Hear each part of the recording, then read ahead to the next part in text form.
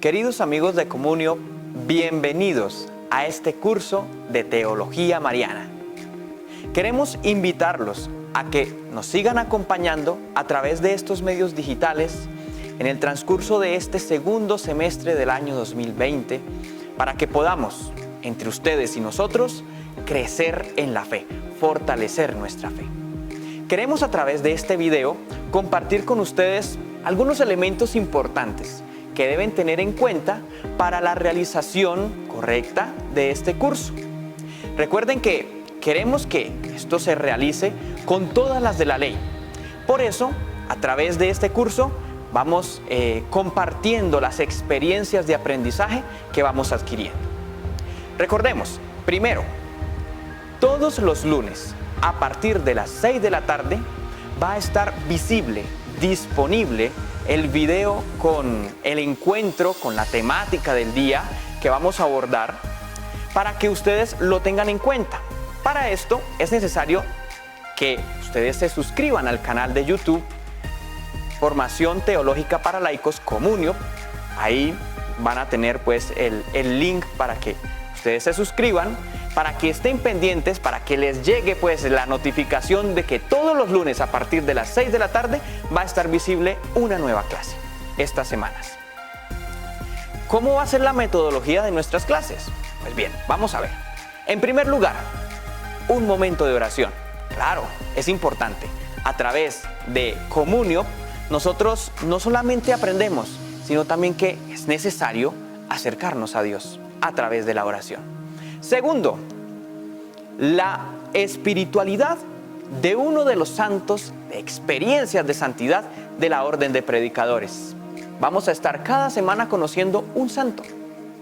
Tercero, desarrollo temático, en donde vamos a estar profundizando el tema de la semana de acuerdo al cronograma, al sílabus que hemos elaborado. Y en cuarto lugar, la explicación del desarrollo de el taller de la semana. Esto nos lleva al segundo punto importante de este video. La realización de un taller, de una práctica, de una profundización personal en su casa, con su familia si lo desea, que va a estar pues en orden a que nosotros conozcamos también cómo está su proceso de formación, cómo nos ha entendido, si no nos ha entendido de pronto, si de pronto ha habido problemas o dificultades, o cómo va también su desarrollo dentro del proceso de formación en estas sesiones. Entonces, importante que tengamos en cuenta el taller. El taller nos permite a nosotros también saber si usted está participando plenamente de estos encuentros y pues si está adquiriendo los conocimientos necesarios y también el acercamiento a las temáticas que estamos proponiendo. Este taller puede usted realizarlo desde el lunes durante la semana para que a más tardar el domingo siguiente a la clase a las 12 de la noche usted suba al correo de OP Veritatem este taller y a través de este archivo de Word nosotros lo revisamos y entonces hacemos la retroalimentación correspondiente. Tercer elemento, usted debe estar ya registrado, ¿sí? Usted debe haber llenado ya el formulario de inscripción para que nosotros tengamos en cuenta también a quiénes va dirigidas estas sesiones y estos encuentros.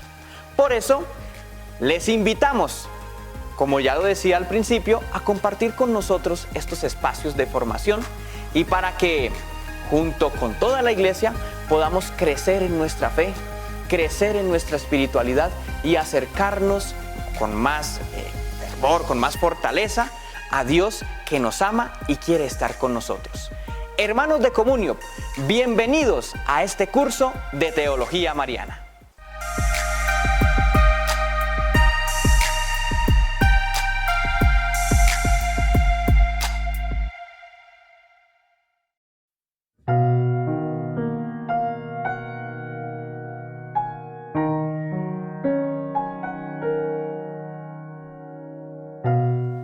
Un saludo cordial y especial para todos nuestros amigos y participantes de esta maravillosa experiencia de formación teológica para laicos Comunio. Qué alegría estar nuevamente con ustedes. Qué alegría poder encontrarnos nuevamente en torno a nuestro amado Jesús en este proceso de formación que nos capacita para vivir mejor nuestra fe. Pero sobre todo, yo quiero felicitarlos a ustedes, queridos amigos, por brindarse esta oportunidad de seguir creciendo y entendiendo el papel protagónico que tienen ustedes como laicos dentro de la iglesia. Ustedes son muy importantes para el papel evangelizador de nuestra iglesia. Ustedes gozan de unos espacios maravillosos para poder llevar la presencia de Cristo. Su hogar, sus trabajos, su estudio, lo que hacen cada día, su cotidianidad, es un escenario perfecto para encontrarse con el Señor y para dar a degustar a los demás esa presencia amorosa del Padre. Por eso me siento muy contento de estar nuevamente con ustedes y les damos una cordial bienvenida a este nuevo módulo, a este nuevo espacio de formación para seguir creciendo en la fe.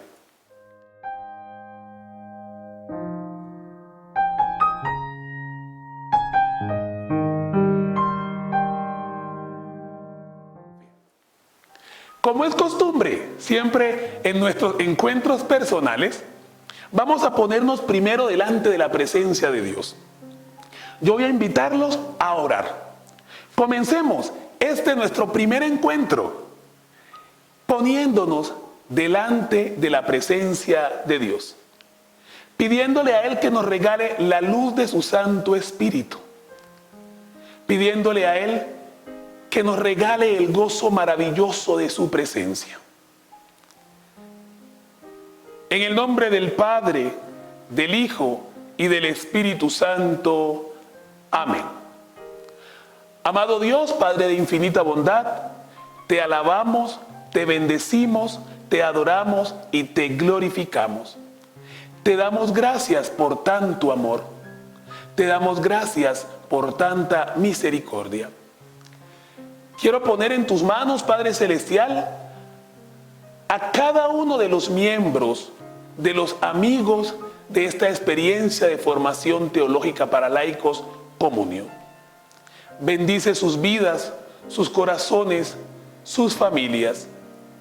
Hazte tú el dueño de su corazón, para que seas tú quien habite en ellos y los fortalezca para vivir mejor su fe, para entender mejor su papel evangelizador en medio de la iglesia bajo el carácter que les confiere el ser laicos.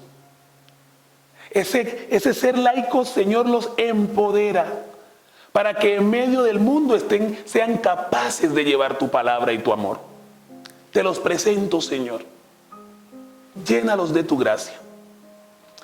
Yo quiero invitarlos, queridos amigos, a que nos unamos a esta alabanza al Señor a través de la meditación de un salmo. Recuerden que en nuestros encuentros personales, siempre la liturgia fue la mejor manera de dar apertura a cada día de encuentro. Pues esta vez no vamos a perder esa oportunidad de alabar al Señor con el rezo de los salmos. Por eso yo los voy a invitar a que compartamos un salmo, el Salmo 103, que pone de presente que Dios es amor. Bendice, alma mía, a Yahvé, el fondo de mi ser a su santo nombre. Bendice, alma mía, a Yahvé, nunca olvides sus beneficios.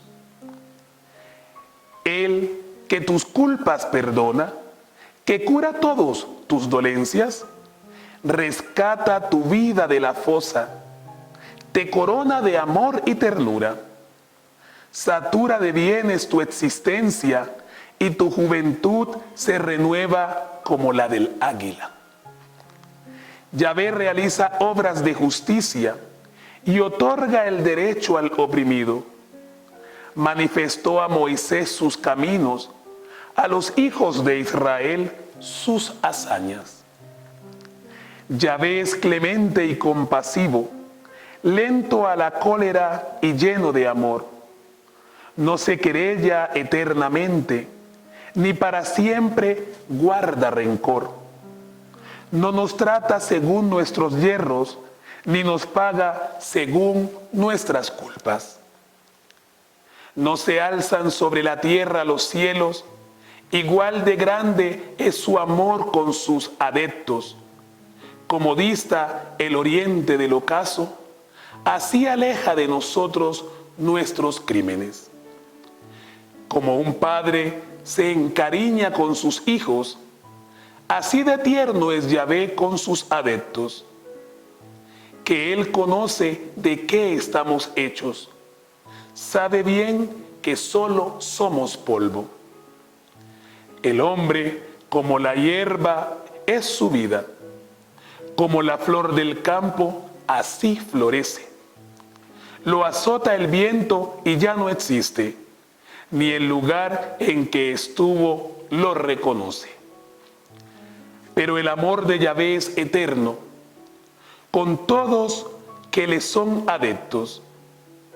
De hijos a hijos pasa su justicia, para quienes saben guardar su alianza y se acuerdan de cumplir sus mandatos. Yahvé asentó su trono en el cielo, su soberanía gobierna todo el universo. Bendecid a Yahvé, ángeles suyos, héroes potentes que cumplís sus órdenes, en cuanto oís la voz de su palabra. Bendecid a Yahvé todas sus huestes, servidores suyos que hacéis su voluntad. Bendecid a Yahvé todas sus obras, en todos los lugares de su imperio. Bendice, alma mía, a Yahvé. Gloria al Padre, al Hijo y al Espíritu Santo, como era en el principio, ahora y siempre, por los siglos de los siglos. Amén. Espíritu Santo, ilumínanos y santifícanos. Santo Domingo de Guzmán, ruega por nosotros. En el nombre del Padre, y del Hijo, y del Espíritu Santo. Amén.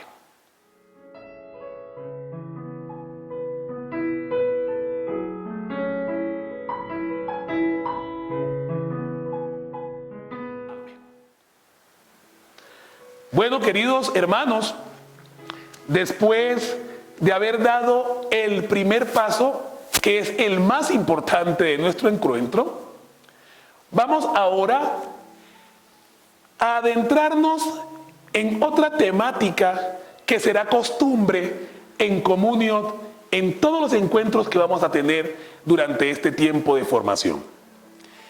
Hemos querido preparar para ustedes en cada sesión la vida de algún santo de la orden de predicadores.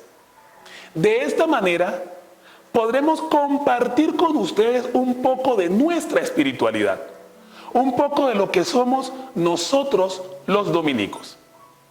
Entonces, en cada encuentro vamos a conocer la vida, la obra, la espiritualidad de nuestros santos, de tal manera que podamos impregnarnos de ello, entender lo que hicieron y por qué son, fueron y serán siempre significativos para la orden de predicadores, pero también significativos para toda la iglesia.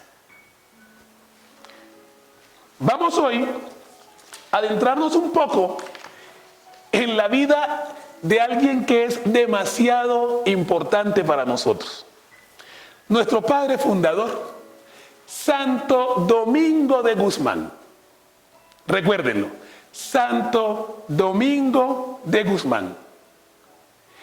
Él es el patrono, él es el fundador de la Orden de Predicadores.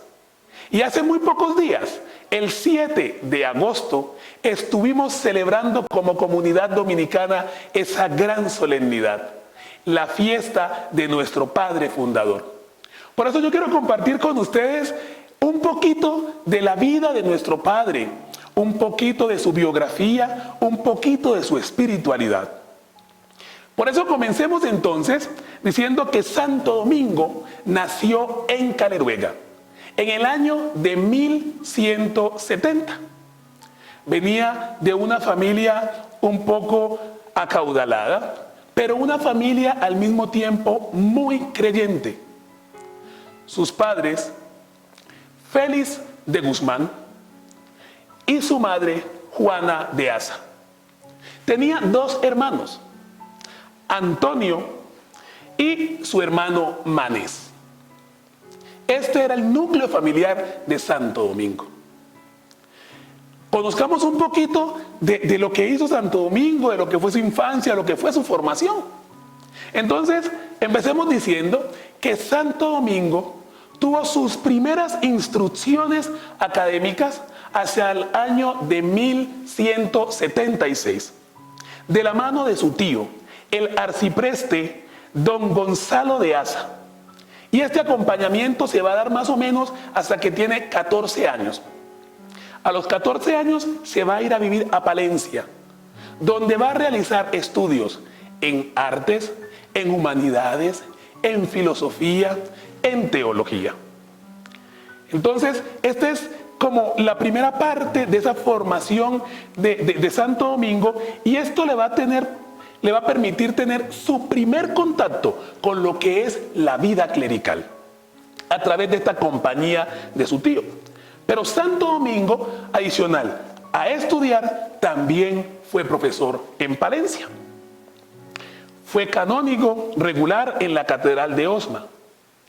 Pero hacia el año 1191, ya estando en Palencia, es cuando en un rasgo grandísimo e importante de caridad, Santo Domingo vende sus libros.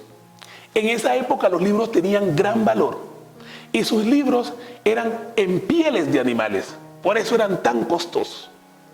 Entonces, él vende sus libros, que era uno de sus tesoros más preciados, para dar de comer a los pobres y a tantas personas que estaban necesitados, tantas personas que estaban aguantando hambre. Para él era superior la necesidad del otro, la necesidad del hermano, antes que su propio estudio. Entonces, esto es un gesto de caridad maravilloso a la hora de hablar de Santo Domingo de Guzmán. En el año de 1205, por encargo del rey Alfonso VIII, Santo Domingo entonces va a emprender un viaje acompañado del obispo de Osma. Tiene una tarea y es adelantar todas las gestiones para llevar a cabo el matrimonio de Fernando, el príncipe. Y es así como en estos viajes, en este ir y venir en Francia, va a ver él y a conocer los estragos que ha hecho en la gente la herejía de los albigenses. Ve tantas almas extraviadas en el camino de la fe. Entonces, esto ya va a generar en él una gran preocupación. Hacia el año de 1206, se estableció en el Languedoc como predicador de la verdad. En el contexto de la época, quienes estaban llamados a ser líderes de la predicación eran los obispos. Pero el estar tan embolatados y entretenidos en sus altos cargos y en sus relaciones con las cortes, no les permitía realizar esta tarea de manera eficiente. Santo Domingo lo hace. Santo Domingo se entrega a la predicación del Evangelio, de la palabra de Dios. No era normal que lo hiciera un sacerdote en el momento, eran los obispos que tenían que hacerlo. Sin embargo, Santo Domingo asume esta tarea de manera protagónica, pensando en quién, en las almas. El objetivo para él principal van a ser las almas. Entonces, de esta manera él se da a conocer y llegan a ofrecerle incluso ser obispo. Pero esto no es un interés para Santo Domingo. Para él lo esencial es el predicar, el ganar almas para Dios. Por eso va a rehusar estos ofrecimientos que le han hecho desde la vida episcopal. Ahora, en el año de 1206 se va a dar la fundación en Prulla. ¿Fruto de qué? Del trabajo predicador de Santo Domingo. Hay unas mujeres conversas, mujeres a quien la predicación de nuestro Padre ha calado, mujeres que han sido rescatadas de esta vida de la herejía. Entonces, estas mujeres que están en proceso de conversión, ¿sí?, es por ahí precisamente donde se va a dar origen a la vida religiosa femenina en la orden de predicadores. Entonces ustedes me pudieran preguntar, ¿quiere decir que entonces Santo Domingo fundó primero a las monjas que a los frailes? Pues sí, tengo que decirles que sí. La fundación de las monjas se da en el año 1206, ¿sí? ¿Fruto de qué? De la predicación de Domingo. Fruto de corazones a quienes ha llegado la palabra de Dios. ¿A través de quién? A través de Santo Domingo. En el año de 1215, Santo Domingo asiste al concilio de Letrán y es allí donde va a solicitar la aprobación de la orden de predicadores. Aquí vendrán una serie de sucesos donde ya en ese momento no era permitido ya una nueva regla para nuevas fundaciones. Entonces, Santo Domingo opta por la regla de San Agustín y bajo la regla de San Agustín va a fundar la orden de predicadores. Entonces, será el 22 de diciembre de 1216 cuando la orden de predicadores recibe del Papa Honorio III una bula a través de la cual se confirma su fundación. Entonces recuerden, las monjas fundadas en 1206 y los frailes fundados ya oficialmente en 1216 es la aprobación, digamos, oficial de la orden. Con dolor, Santo Domingo entonces va a morir hacia el 6 de agosto de 1221, 51 años de edad, en el convento de Bolonia, donde permanecen todavía sus restos. En 1234, el Papa Gregorio IX va a canonizar a nuestro Padre Domingo. Bueno, hemos hablado un poquitico de lo que es la historia de Domingo. ¿Quién fue? ¿Qué hizo a través de su vida? Pero nos faltaría y nos quedaríamos cortos en esta presentación de Domingo si no hablamos un poco de su espiritualidad. Si no hablamos de esa relación de amor con Dios, que lo hacía que brotar también hacia el mundo, hacia los hombres. Entonces tendremos que decir que Domingo fue un hombre muy sencillo, humilde, cuyo apostolado va a ser ¿cuál? Como lo hemos dicho ya en este momento, la predicación.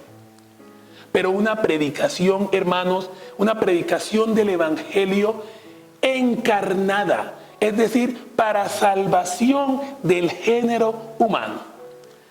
Desde este punto de vista, el anuncio de la palabra va a tener para Domingo de Guzmán un lugar preeminente.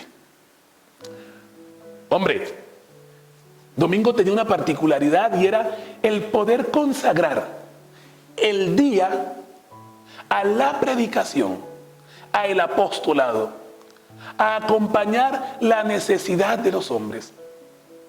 Todo un día en esta labor, pero durante toda la noche se la dedicaba a la oración, al encuentro personal con el amado.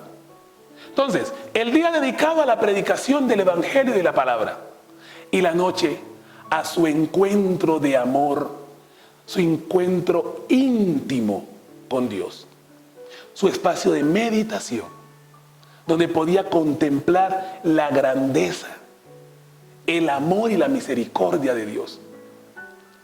Y es allí donde él se llena de esa fuerza para seguir anunciándolo.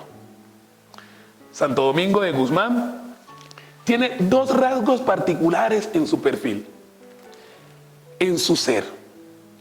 Y un primer rasgo de eso es esa sensibilidad humana. Sensibilidad por aquellas almas que estaban desviadas y necesitaban de Dios. Entonces, ese va a ser una de sus principales características, esa sensibilidad por el ser humano. Pero eso lo llevaba ¿a qué? A practicar la caridad cristiana. La caridad cristiana. Y esos van a ser entonces dos de los elementos fundamentales a la hora de hablar y de entender el perfil de Santo Domingo de Guzmán. Ahora, habrán dos componentes entonces importantes para él en el proyecto fundacional de la Orden de Predicadores. Primero, y uno de los más esenciales, la predicación. La predicación. Pero no una predicación cualquiera. Una predicación que está dirigida a salvar almas para Dios. Desde este punto de vista, entonces, en el contexto fundacional de Domingo, se hace necesario hablar de 4 pilares que son fundamentales, hermanos. 4 pilares que hemos heredado como orden de predicadores. 800 años ya. 800 años ya de fundación. Entonces, esos 4 elementos se los quiero mencionar. Primero, la oración, la vida de contemplación. Segundo, el estudio, la necesidad de prepararse para poder hablar de Dios. Tercero, la vida comunitaria, la relación con el hermano, llevar a cabo esa relación de encuentro con el otro. Para Domingo era trascendental. Y otro elemento que no podía faltar entonces, el apostolado, la predicación. Estos 4 elementos, armónicamente cruzados, constituyen los pilares de la orden de predicadores. Y ese es el legado que nos dejó nuestro amado Padre Fundador, Santo Domingo de Guzmán. Por eso, hermanos, quería compartirlo con ustedes como un abrebocas, como un inicio a nuestra clase y a nuestro encuentro académico del día de hoy, para que así vamos conociendo un poco de la espiritualidad y de lo que es la orden de predicadores.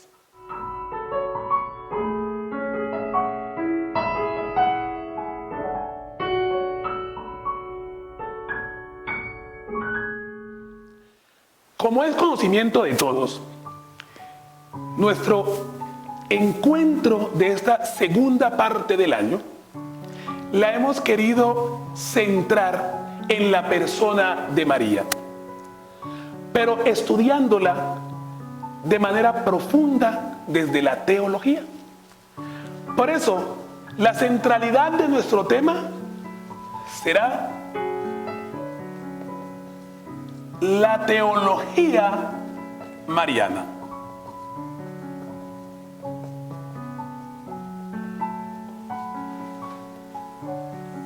Y el primer tema que vamos a abordar es María en las Sagradas Escrituras.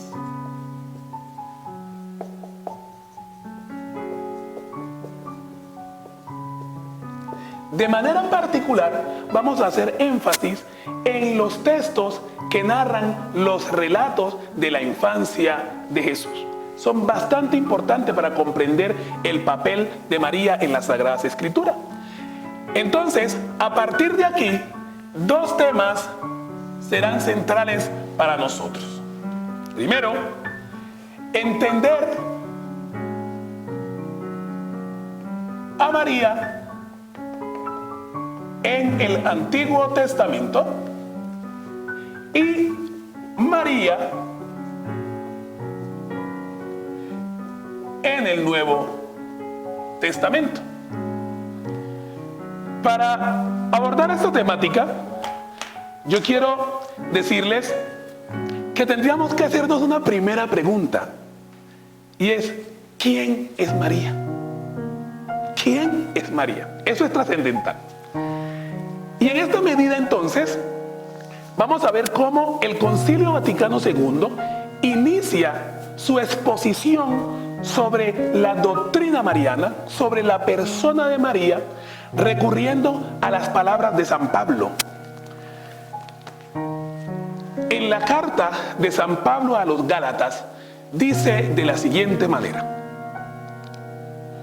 pero al llegar la plenitud de los tiempos, envió Dios a su Hijo nacido de mujer, nacido bajo la ley, para rescatar a los que se hallaban bajo la ley y para que recibiéramos la condición de hijos.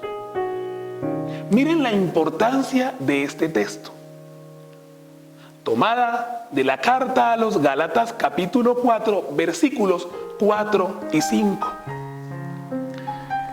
El concilio, como punto de partida para su exposición mariana, cree que es interesante hacer referencia a Cristo, porque a través de Cristo llegamos a María, y a través de María llegamos a su amado Hijo Jesucristo.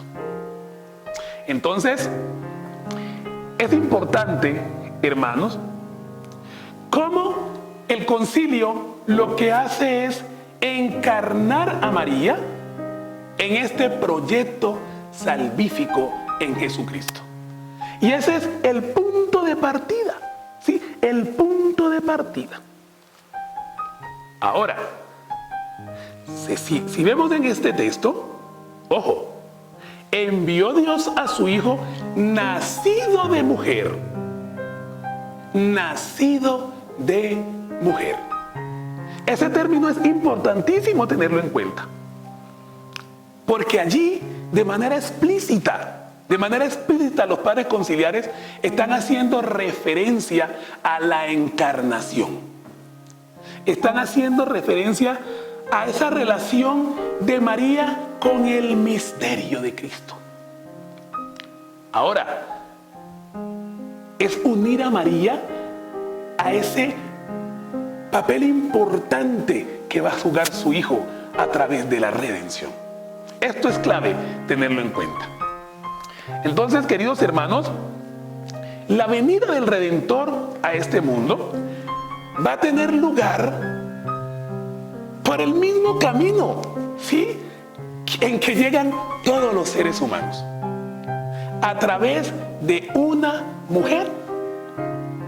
Es decir, a través de ella recibe su carne, recibe su sangre, pero un elemento trascendente: a través de esta mujer se concibe como parte del género humano, ¿sí? Como parte del género humano. Entonces, de alguna manera, estamos hablando de que hay una vinculación de María con todo el misterio de Cristo. Una vinculación de María con la misión específica de su Hijo. Entonces, esto es lo que va a conducir a la iglesia, ¿sí?, a persuadirse de que la Virgen también tiene una misión y por tanto va a tener un lugar singular, un lugar importante en la obra redentora de su amado Hijo Jesucristo. Y por tanto, hermanos, va a tener un papel preeminente también en el papel de la iglesia. Entonces, desde el punto de vista teológico, abordar el estudio sistemático de María, ojo, el estudio sistemático de María implica abordar aquella parte de la teología cuyo objeto es ¿qué? El conocimiento de esa mujer, de la madre del Verbo, de la madre del Redentor. ¿Que es quién? La madre de Dios y también madre nuestra. La madre de todos los hombres.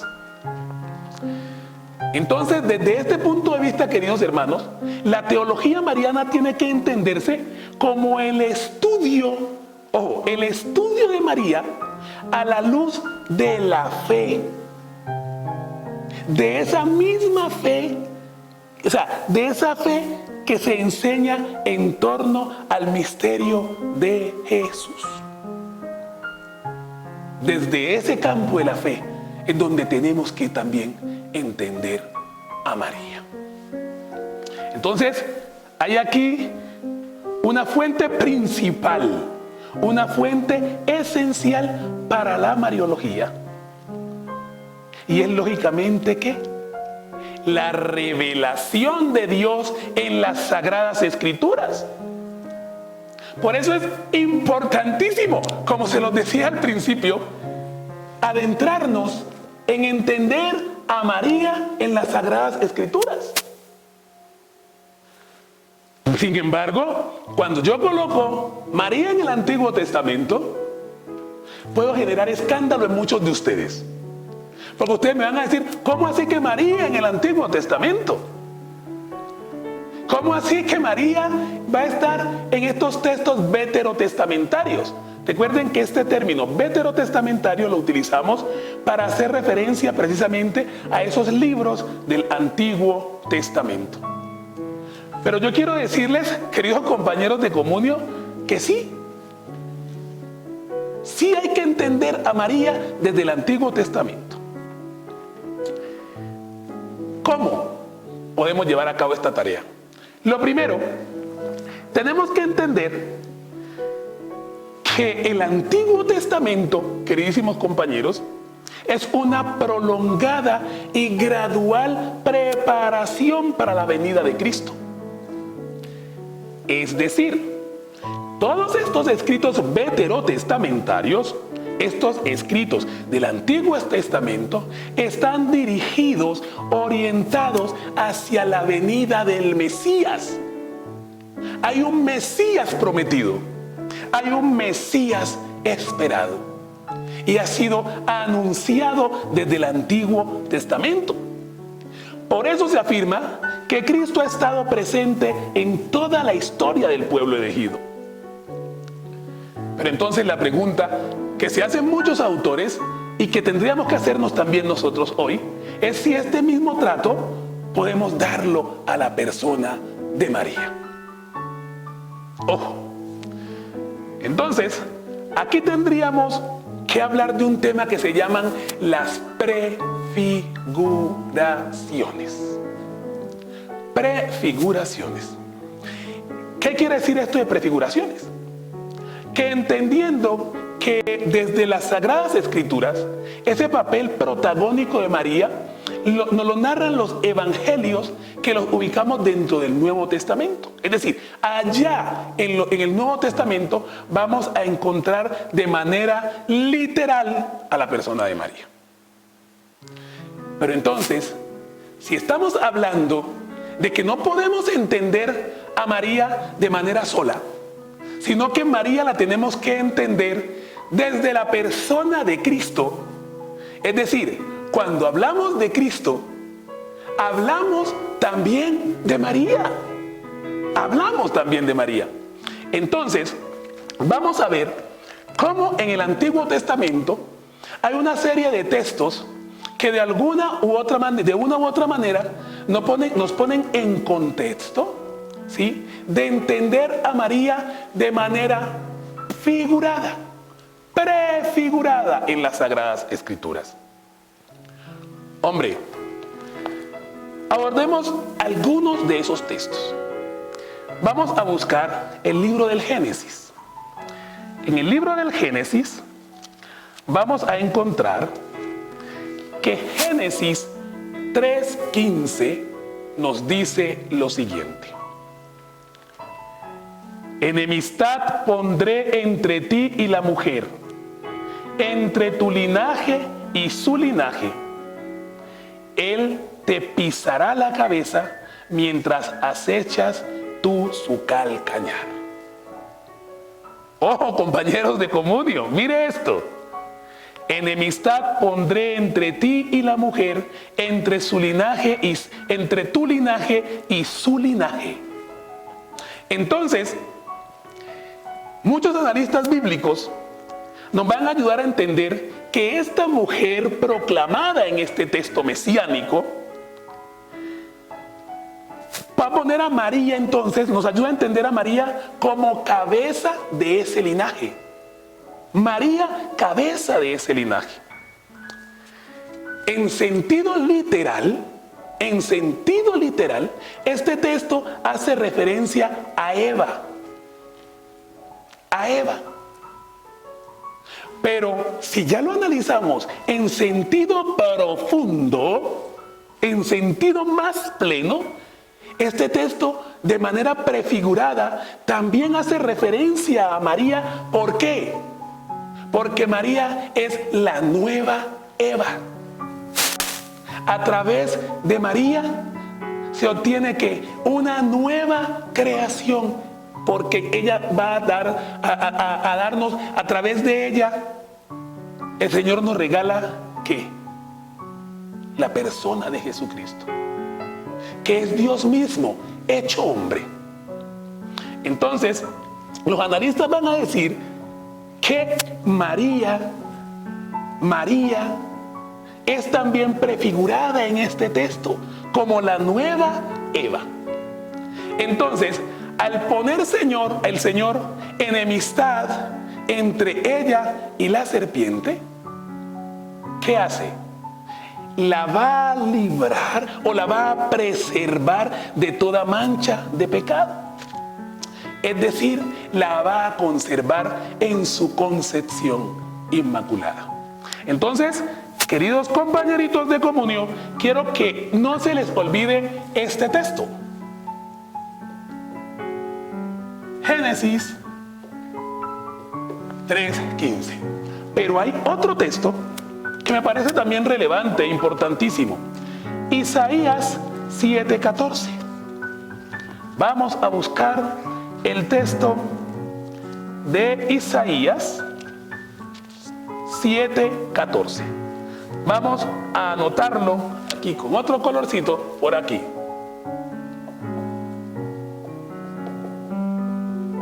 Isaías 7:14. Entonces yo los voy a invitar a que tomemos las Sagradas Escrituras y miremos qué nos dice Isaías 7:14. Dice así: pues bien, el Señor mismo va a daros una señal. Mirad, una doncella está encinta y va a dar a luz un hijo, al que pondrá por nombre Emmanuel. Vale la pena repetir este texto. Recuerde, Isaías 7:14. Pues bien, el Señor mismo va a daros una señal. Ojo, el Señor nos va a dar una señal. Mirad, una doncella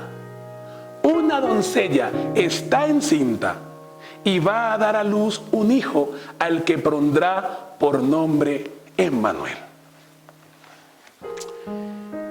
Hombre, en este texto queda muy claro que la persona que va a nacer es el Emmanuel.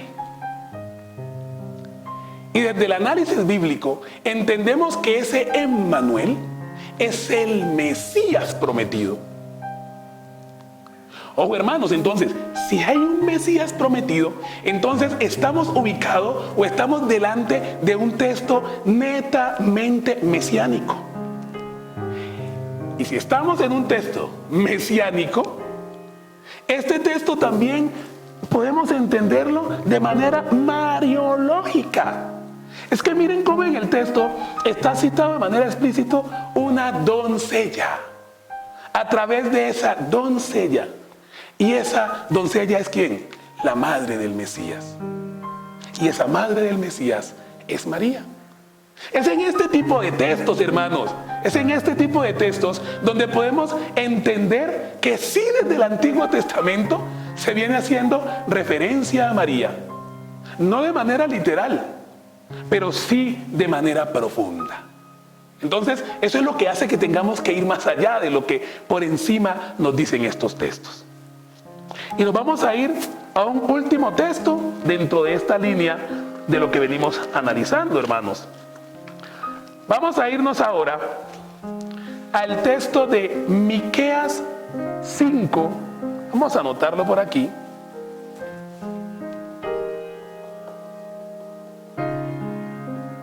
Miqueas 5, del 1 al 4. ¿Qué nos dice la palabra del Señor a través de Miqueas 5, del 1 al 4?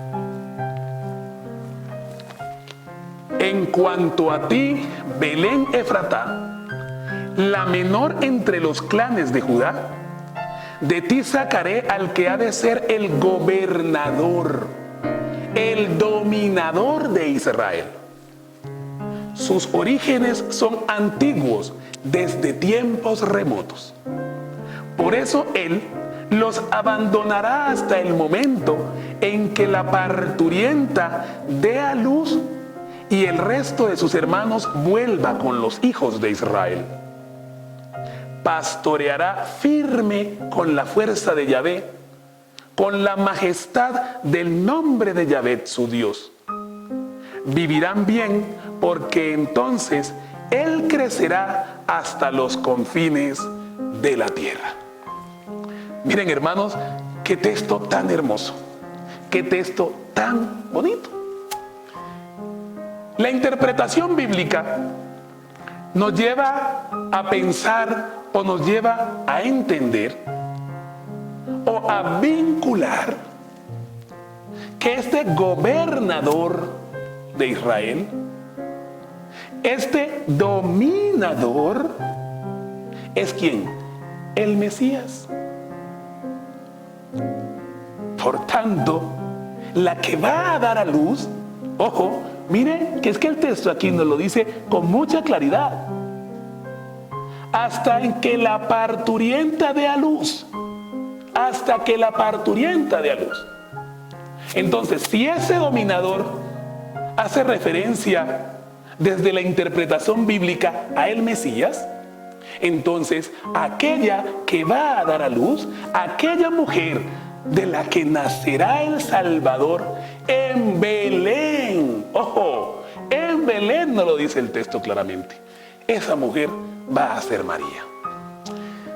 Entonces, ya podemos ver, queridos compañeros de comunión, que dentro de estos textos se hace referencia de manera prefigurada a María. Entonces, muchas figuras bíblicas se leen en la liturgia, en la devoción y en la espiritualidad con sentido mariano. Entonces vamos a encontrar textos donde mencionan mujeres como Sara, como Rebeca, como Judith, entre otras. Estos textos son interpretados en la iglesia de manera analógica con la figura o con la persona de María. Eso es lo que podemos decir, hermanos, así brevemente sobre María en el Antiguo Testamento. Vamos ahora a un momento muy esperado. María en el Nuevo Testamento. María en el Nuevo Testamento. Y al abordar a María en el Nuevo Testamento, yo quiero decirles que hay dos evangelios que son trascendentes y radicales. Y al entender a María aquí en el Nuevo Testamento, adentrarnos a este estudio, tendremos que hacerlo desde aquellos evangelios que refieren de manera precisa todo lo que es la infancia de Jesús. Son los llamados evangelios de la infancia de Jesús. Y es ahí entonces donde nos vamos a encontrar con el evangelio de Mateo, con el evangelio de Lucas. Cada uno en sus capítulos 1 y 2. Capítulos 1 Estos evangelios son enfáticos en presentar la infancia de Jesús. Y a través de la infancia de Jesús llegamos a María. Entonces, es importante saber que estos textos proporcionan información abundante sobre la persona de María. Por eso, vamos al texto de Mateo. Vámonos a Mateo. Y vamos a encontrar que el Evangelio de Mateo, en los capítulos 1 y 2, principalmente en estos capítulos, sí, se introduce a María en el plan salvífico de Dios. Especialmente ¿dónde? En los misterios de la infancia de Jesús. Mateo 1 y 2. Entonces, Mateo va a centrar todo su relato en la infancia de Jesús. ¿Pero dónde? En la figura de San José. En la figura de José, padre putativo de Jesús. ¿Pero esto para qué? Porque a través de José, el evangelista nos va a permitir conocer la descendencia de Jesucristo. Recuerden que hay un Mesías esperado. Y entonces el evangelista va a hacer énfasis en esta infancia de Jesús para mostrarnos a través de su genealogía, de su procedencia, mirar que efectivamente esa descendencia de Cristo es la descendencia de David. Es la descendencia de David, hermanos. Este texto entonces pretende mostrar que ese Mesías esperado, hay un Mesías esperado, hay un Mesías prometido. Se hace evidente entonces que a través de Jesús se va a cumplir, en este descendiente de David, se van a cumplir las promesas hechas por los profetas en el Antiguo Testamento. Jesús va a ser ese Mesías esperado. Por eso entonces el texto de Mateo va a comenzar con la genealogía de Jesús. Y se va a ir ¿dónde? Hasta el regreso a Egipto y la residencia en Nazaret. Entonces, aquí en este texto vamos a conocer cómo Jesús es procedente, ojo, descendiente de David. He ahí el Mesías esperado. Hermanos, textos también como el de Lucas, ojo, textos como el de Lucas, van a poner en su primer capítulo, va a poner de relieve dos escenas o dos pasajes que son extremadamente importantes para abordar aquí la persona de María a través de la infancia de Jesús. Y esa primera escena, ojo, en esa primera escena Lucas nos muestra el anuncio del ángel. Y en ese anuncio de Lucas a María a través del ángel, de una u otra manera se da inicio desde el Evangelio de Lucas a los tiempos mesiánicos, al final de los tiempos, donde ha de llegar ese Mesías esperado. Pero entonces, a través de esta encarnación, a través de la persona de María, ojo, es que mire, este es un texto maravilloso. Mire, al sexto mes envió Dios el ángel Gabriel a una ciudad de Galilea llamada Nazaret, a una virgen desposada con un hombre llamado José, de la casa de David. El nombre de la virgen era María.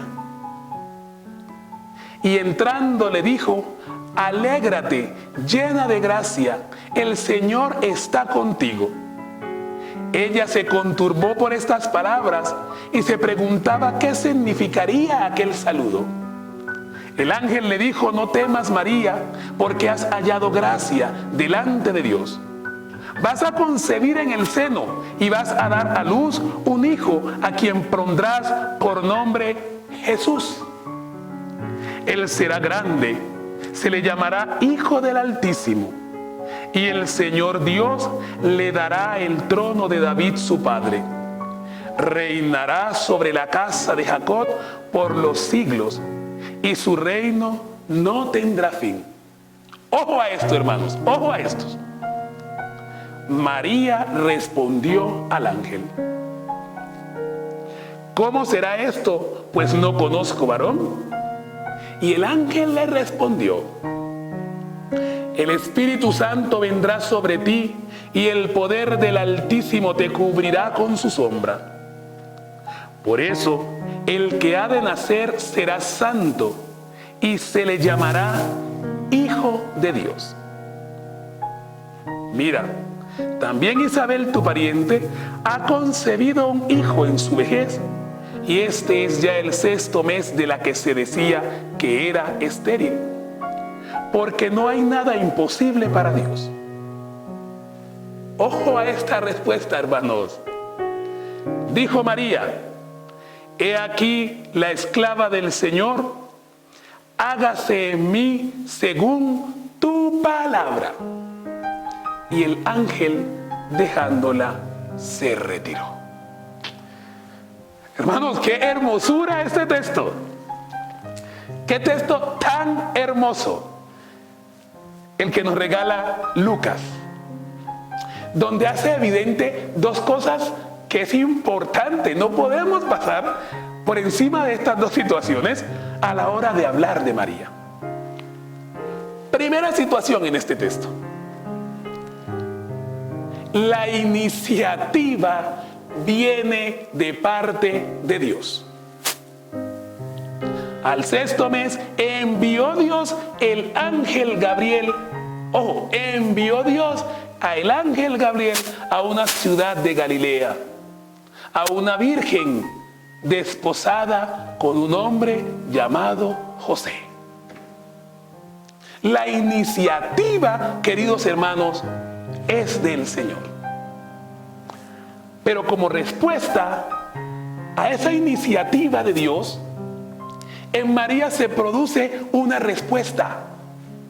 Y es una respuesta afirmativa. Es ese sí de María a la iniciativa de Dios. Y en esa iniciativa de Dios, lo central es la salvación de los hombres. A través de ese Dios que se encarna, de ese Dios que se hace uno de nosotros, a través de la persona de María. Es un Dios que toma la condición humana a través de una mujer que ha dicho sí. Y con ese sí, esta mujer se suma a la obra redentora. Ojo, ahí está la respuesta de María. He aquí la esclava del Señor, hágase en mí según tu palabra. María acoge el sorprendente anuncio del ángel con una fe muy humilde. Otra escena que es maravillosa en el texto de Lucas es el texto que refiere a la visitación, Lucas 1:39. En este texto,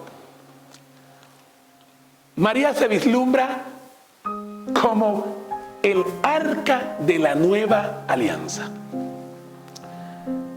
A tal punto que el saludo de María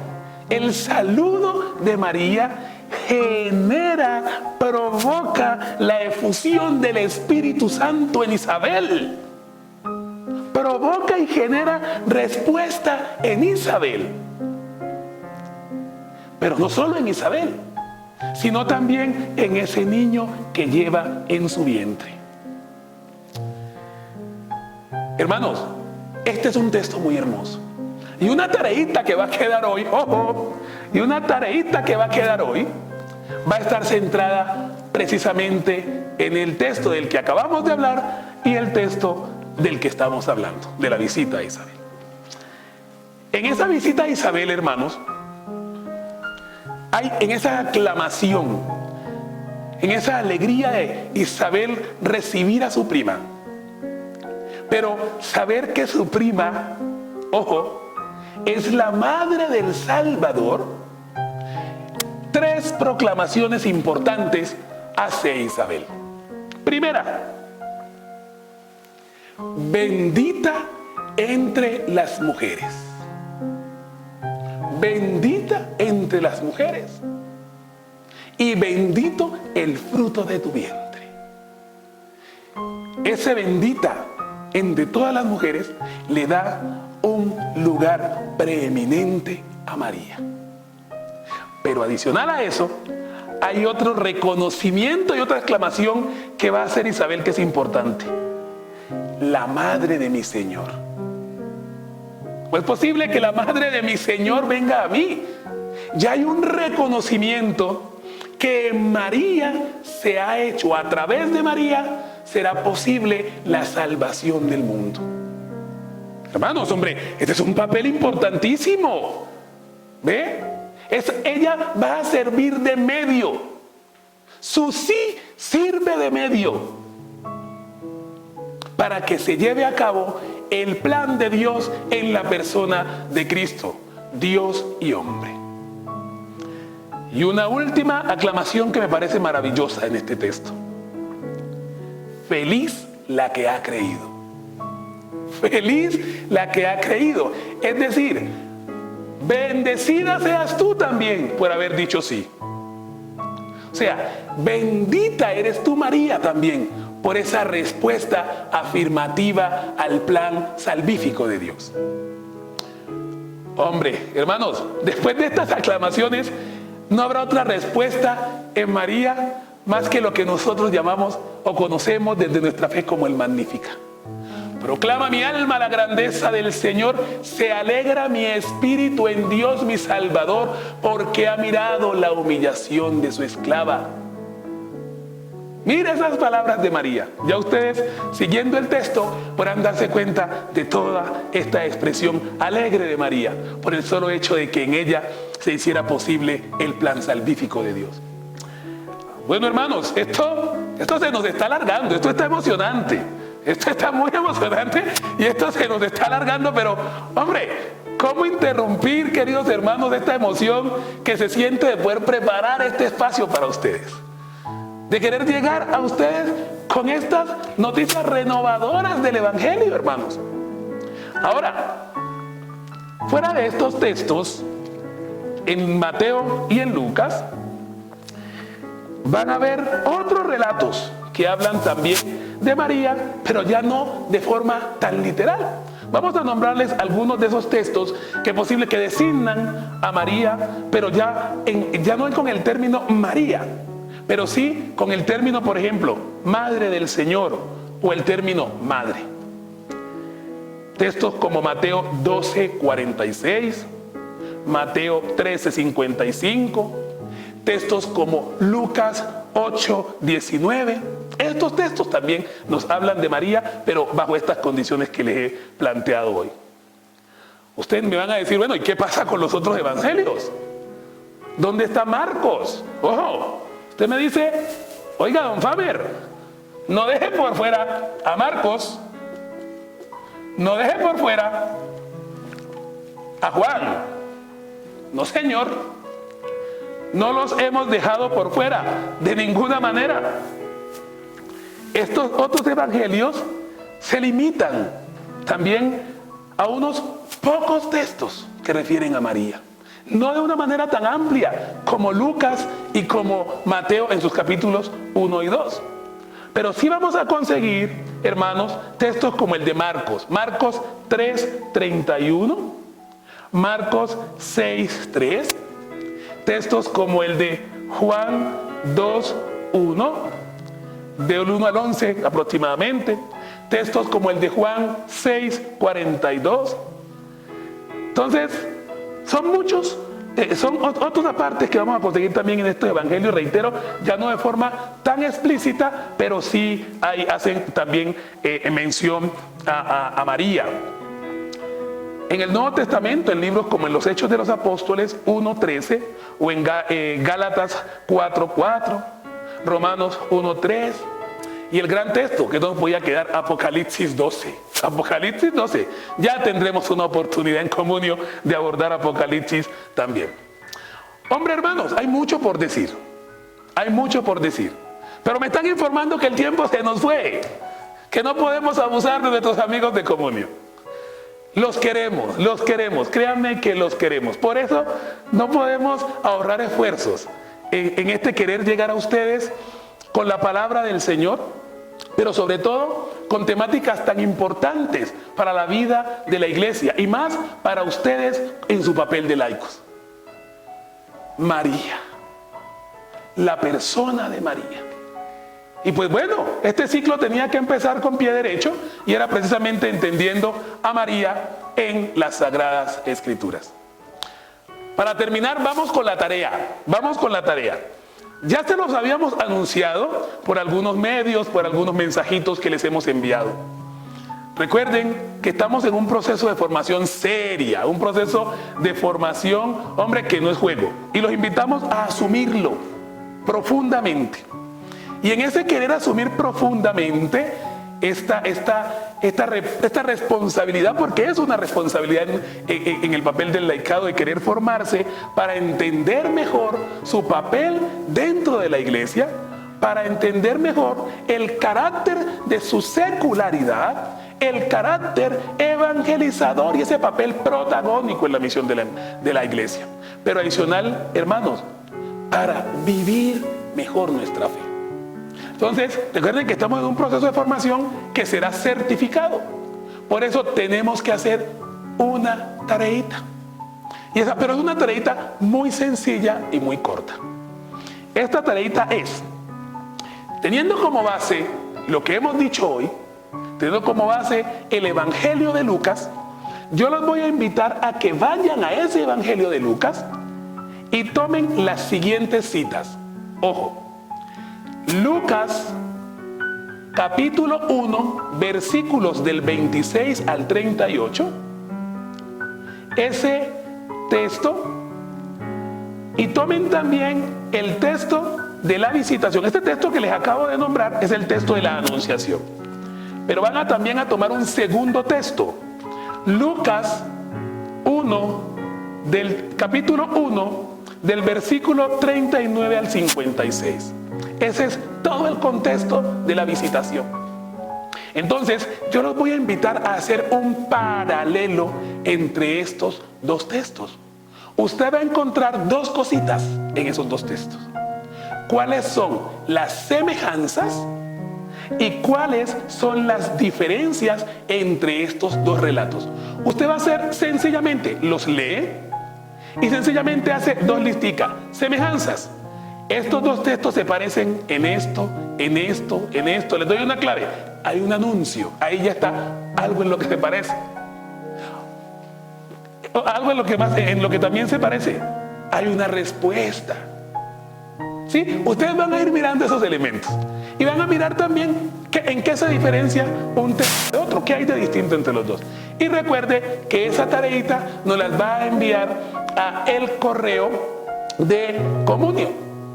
Ahí recibiremos su tarea e iremos llevando el control sistemático de estas entregas para mirar al final de nuestro curso quiénes podrán ser certificados. No olvide entonces registrarse, seguirnos en el canal, portarse bien, hacer las cosas para Dios. Hombre, hermanos, hemos terminado por hoy.